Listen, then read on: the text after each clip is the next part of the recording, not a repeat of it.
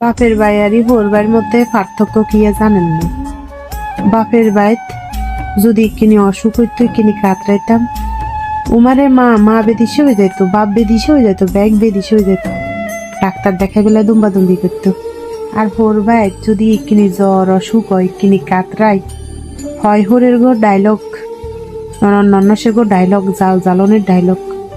তুই কি লেছ কাতর রে বাপরে বাপ, অসুখ বই আন্ডা হয় না, তুই আন্ডা তো ইচ্ছা কাতরাই না, কাম ন করবে লেগেন কর, আন্ডা বুঝি না তোমরা উসুল লাগে কি শুরু করছ?